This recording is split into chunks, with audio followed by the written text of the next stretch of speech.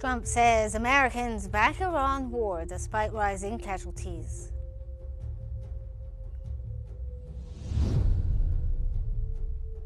Lebanese president says Trump talks reinforce U.S. partnership.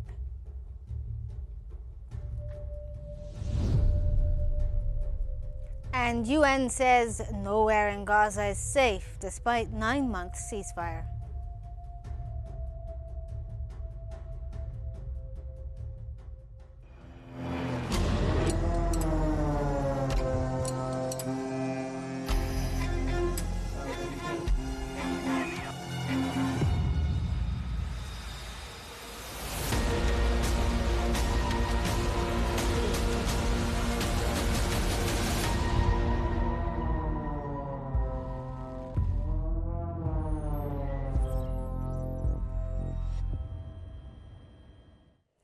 U.S. President Donald Trump has said that Americans are not opposed to the ongoing war with Iran despite rising casualties among U.S. forces.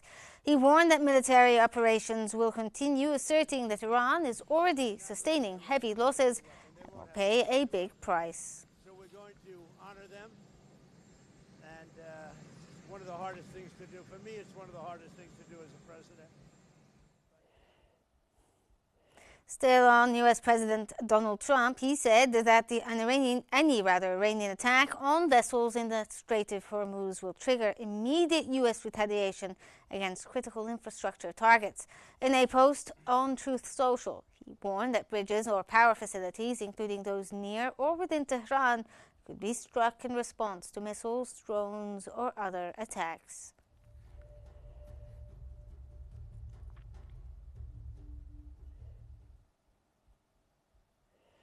As for the U.S. Secretary of State Marco Rubio, he said the commercial vessels transiting the Strait of Hormuz are under sustained attack, with ships being targeted and destroyed.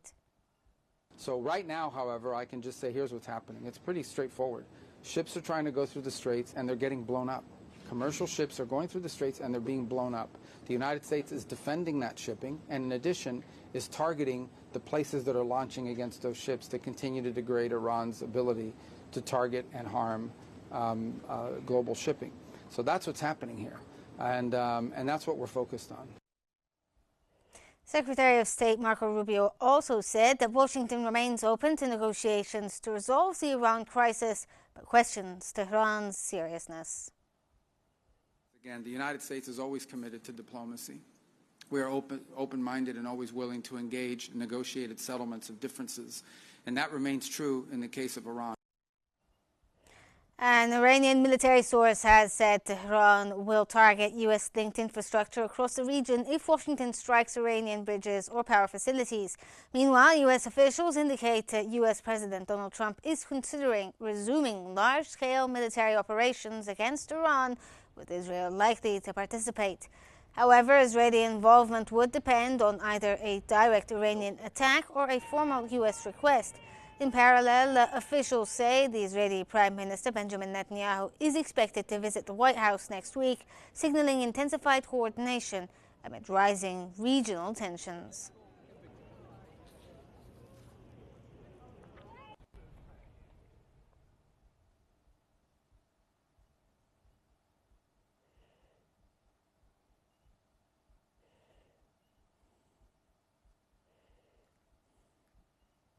For more on this, we hand it over to Heda Al-Hamadawi in our newsroom. To you, Heda. Thank you so much, Rihan. For further analysis, we're joined from London by a research scholar at University of Oxford and independent political risk analyst, Mr. Muhammad Ali Zawfer. Welcome to Qnews, Mr. Zawfer. Now, how do you assess the credibility and potential impact of President Donald Trump's threat on Iran's behavior in the Strait of Hormuz?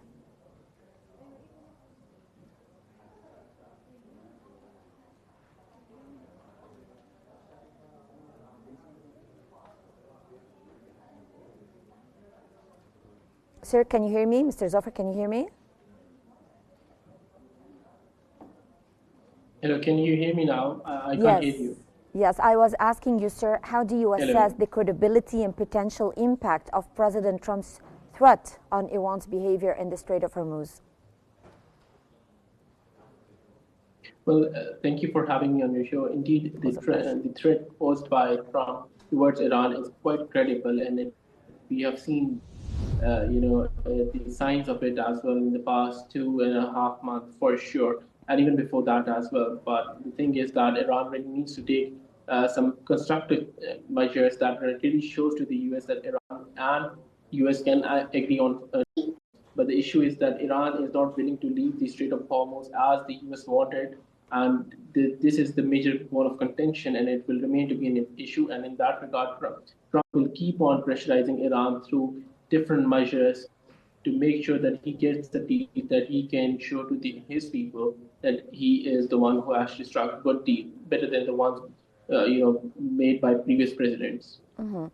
With the reports of ongoing attacks on commercial shipping, how serious is the risk of sustained disruption to global energy supplies? Well, definitely, there is serious energy crisis, and we have seen it since the start of this conflict that it has actually impacted the energy markets, and many states are moving towards the options of alternative measures, strategic reserves, and these options are always something because that each state is working on. But the issue is that there is no lasting alternative that exists. Mm-hmm. So the Strait of Hormuz needs to be open, and this is what everyone wants at the moment. Mm-hmm. And what serious serious scenarios that could trigger broader regional escalation, particularly involving Israel, and how likely are these scenarios? Well, Israel, in one of the recent statements, said that it does not want to engage in this conflict, especially the one between US and Iran right now at the moment, like in the current stage. So this shows that Israel wants US to continue its aggressive actions against Iran independently, so that it will tilt the negative perception of Israel that is being perpetrated within the US circles as well, who are questioning Israel. So I think in this regard, Israel will try to refrain from any action against Iran and let US and Iran continue with the escalation that is ongoing. So it favors Israel at the moment as well in terms of its broader objectives. But what could really escalate the situation is if there is extension of this conflict where more US military officials are targeted as well. There are some estimates that almost around half a dozen people are under serious injuries. Some say they are deceased as well. So the more the record shows that there is more casualty during this conflict, it will really escalate the situation. Mm-hmm. Well, from London, that was Mr. Muhammad Ali Zafar, research scholar at the University of Oxford and independent political risk analyst. Thank you so much, sir, for joining us here on Qnews. Now we go back again to Riham Morsi in our studio. Back to you, Riham. Thank you so much, Heather, for that interview there. We move on to Iraq, announcing that the Prime Minister Ali al-Zaidi would visit Iran on Thursday as Baghdad balanced regional diplomacy with efforts to protect its vital exports. Al-Zaidi was due to lead a ministerial delegation to Tehran at the invitation of the Iranian President, Masoud Pezeshkian. The visit followed his recent talks in Washington, where Iraq signed agreements aimed at developing alternative oil export corridors amid the Strait of Hormuz crisis. Baghdad reaffirmed its international commitments and the policy of non-interference. The government also stressed that restricting weapons to state control remained an internal Iraqi matter and had only been discussed inside Baghdad.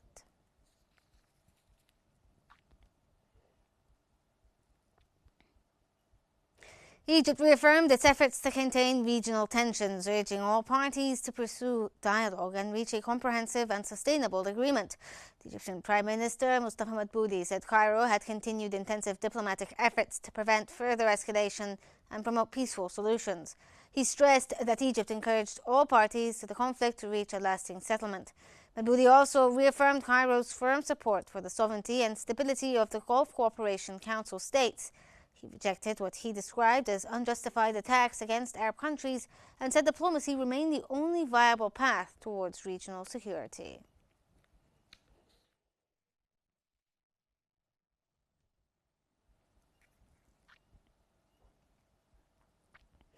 Egypt called for the protection of global shipping routes, warning against any obstruction to vessels' traffic through the international waters. The Foreign Minister Badr Abdulati raised the issue during talks with his Russian counterpart Sergei Lavrov. He stressed the need to ensure the safety of international navigation and preserve freedom of passage through strategic waterways. Abdulati also outlined Egypt's intensive efforts to contain regional tensions and prevent further escalation.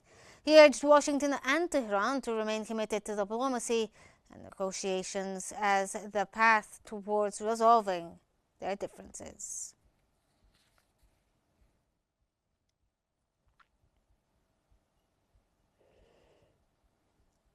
Syria joined mounting regional condemnation of Houthi accusations against Saudi Arabia, describing them as false and damaging to regional stability.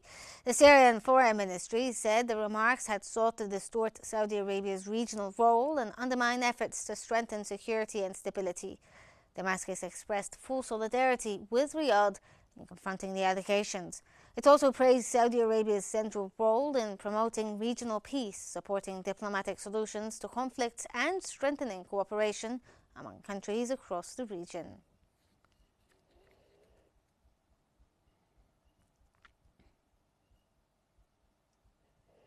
Canada called for urgent de-escalation and a permanent ceasefire in the Middle East, warning that the regional situation remained extremely grave. Foreign Minister Anita Anand urged the parties to return to negotiations and secure a lasting ceasefire that would be fully respected. Speaking on the sidelines of an ASEAN meeting in Manila, she stressed the need to protect civilian lives, hospitals, schools, and other critical infrastructure. Anand said that Canada would continue calling for de-escalation and respect of humanitarian considerations as fighting across the region intensified. And that is that I have directed my officials to summon.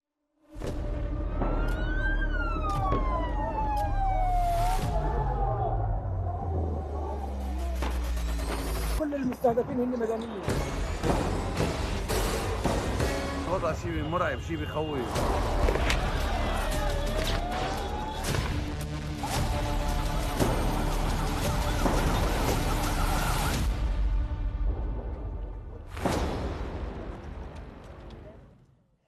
Lebanon's President Joseph Aoun has said that talks with the U.S. President Donald Trump at the White House reaffirmed the long-standing partnership between the two countries and focused on strengthening Lebanon's stability. The Lebanese presidency stated that Aoun stressed the urgent need for a full Israeli withdrawal as a foundation for sovereignty and security. He also highlighted the severe human and economic toll of the recent war, while both sides discussed boosting support for the Lebanese army, advancing economic recovery, encouraging U.S. investment, and enhancing bilateral cooperation with agreements to continue coordination on shared priorities. Speaking with Hezbollah, you said in previous interviews that you're speaking with Hezbollah. Great intellectuals. Lebanon's Prime Minister Nawaf Salam has said that the initial Israeli withdrawal from southern Lebanon marks a significant national moment and the beginning of a broader process towards full territorial recovery. He stressed that Beirut remains committed to securing a complete Israeli pullout through sustained political and diplomatic efforts. Salam also underscored the state's role in facilitating the safe return of displaced residents with the Lebanese army, deploying to protect communities and restore order. He added that reconstruction, essential services, and housing support are being prioritized to ensure a dignified and stable return for civilians.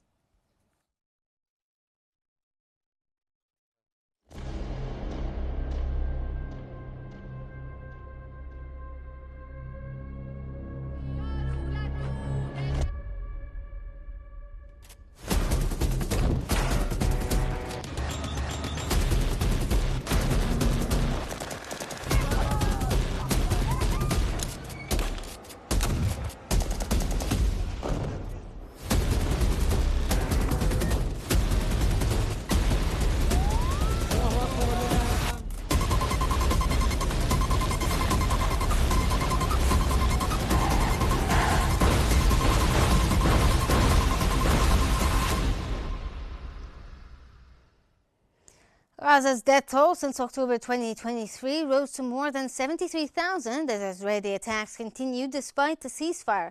Medical sources said 12 bodies and 12 injured Palestinians had been brought to Gaza's hospitals for the past 24 hours.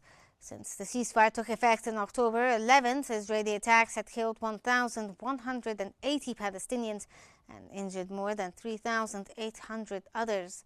Rescue teams had also recovered 802 bodies from beneath the rubble.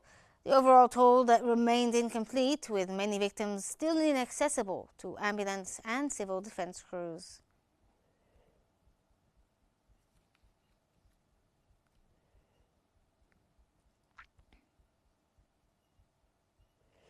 Egypt's mediation efforts received renewed recognition as Hamas's newly elected leader praised Cairo's role in negotiations to end the Gaza war. In his first address since his election, Khalil al-Hayya thanked Egypt alongside Qatar and Turkey for working to secure a ceasefire and ease Palestinian suffering. He identified ending the war as the movement's immediate priority and rejected any attempt to displace Palestinians from Gaza. Al-Hayya also described reconstruction as a Palestinian right that should not be exchanged for political concessions. He called for Palestinian unity and said Hamas was prepared to engage for other factions through a joint national program.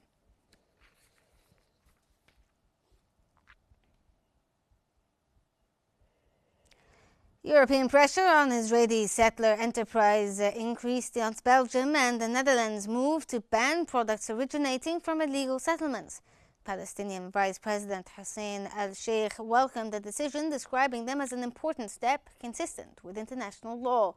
He said the measures aligned with the International Court of Justice's advisory opinion and the United Nations resolution affirming the illegality of Israeli settlements. The Sheikh urged other countries to adopt similar restrictions and take further action to hold Israel accountable. He also called for stronger international measures to halt escalating settler attacks against Palestinians, their property and agricultural land.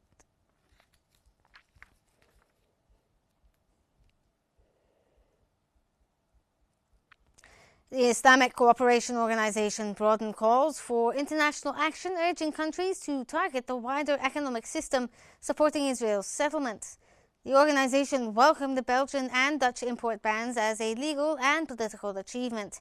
It then called on governments worldwide to adopt practical legislation prohibiting economic, financial and service activities linked to Israeli authorities and the settlement system in the occupied Palestinian territories. The OIC said such measures would translate international legal rulings into direct economic pressure and strengthen accountability for continued settlement expansion.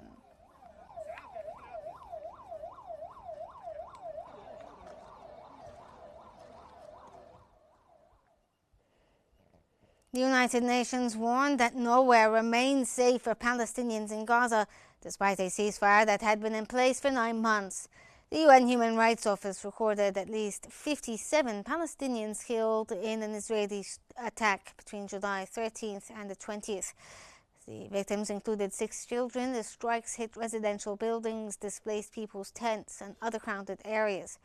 The UN condemned the intensifying attacks and said the October ceasefire had failed to end the violence or provide meaningful protection for civilians.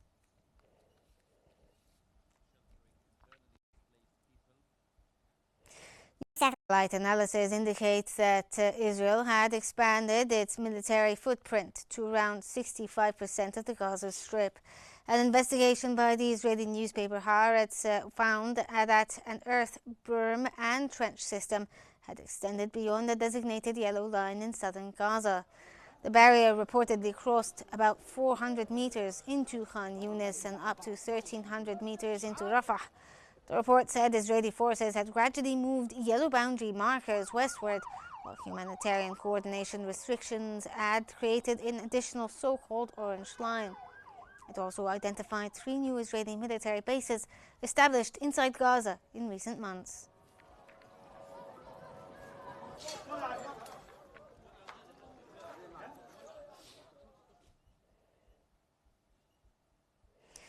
UNESCO reinforced international protection for Palestinian heritage, keeping the old cities of Jerusalem and Hebron on its endangered sites list.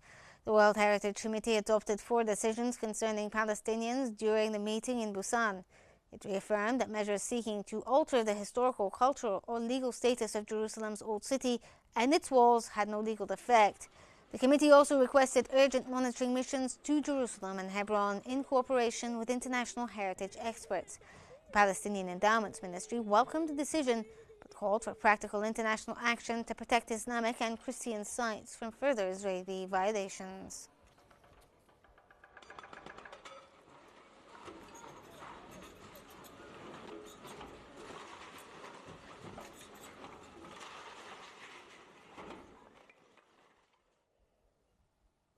The Egyptian committee has expanded humanitarian efforts in Gaza, targeting families that have not previously received assistance.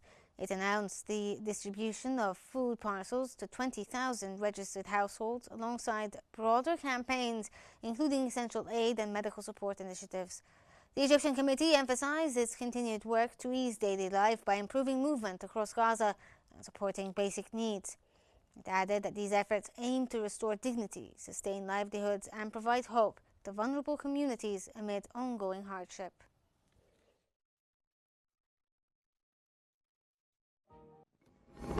I, Donald John Trump, do solemnly swear. If you look at that,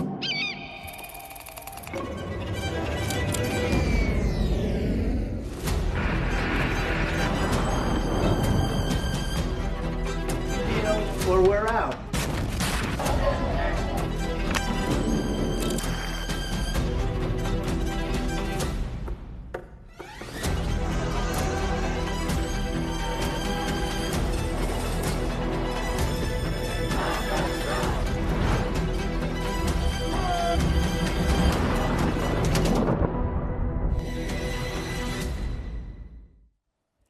Washington could soon unveil a civil nuclear agreement with Saudi Arabia amid questions over the safeguards, including in the proposed pact.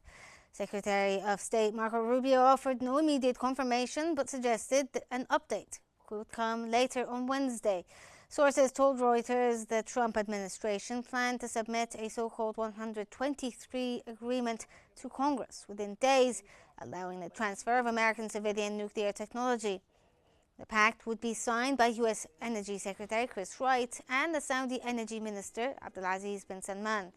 The reported draft would omit some safeguards Washington had previously promoted to prevent nuclear proliferation, placing the agreement under close congressional scrutiny. You thought our country was dead?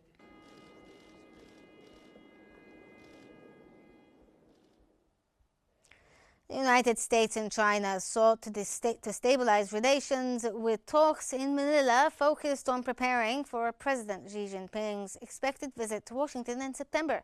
Secretary of State Marco Rubio and the Chinese Foreign Minister Wang Yi met for around 90 minutes on the sidelines of the ASEAN meeting. Rubio said the two powers still had significant differences but needed to manage them and identify areas where cooperation was possible.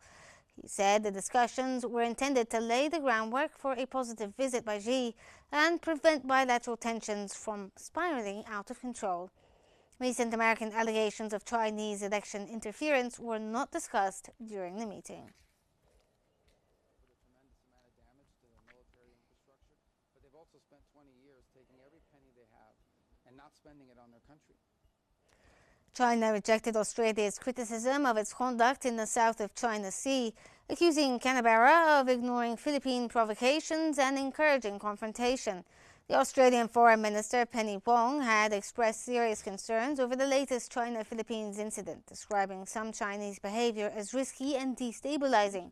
Chinese Foreign Ministry spokesperson Lin Jian dismissed the remarks as groundless and blamed Manila for infringing on China's claimed maritime rights. He urged Australia and other countries to stop inflaming tensions and interfering in regional disputes. Lin said Beijing would continue defending its claims while addressing disagreements through dialogue and consultation with the countries concerned.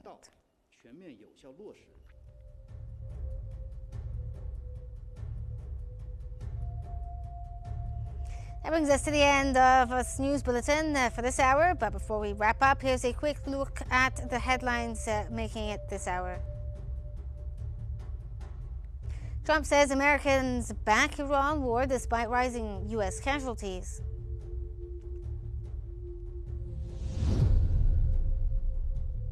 Lebanese president says Trump talks reinforce U.S. partnership.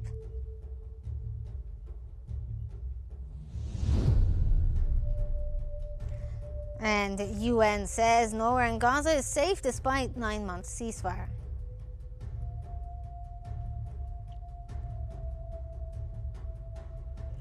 That concludes this hour's bulletin on Qnews, and as the day develops and continues to unfold, our coverage will continue as well, so stay with us here on Qnews.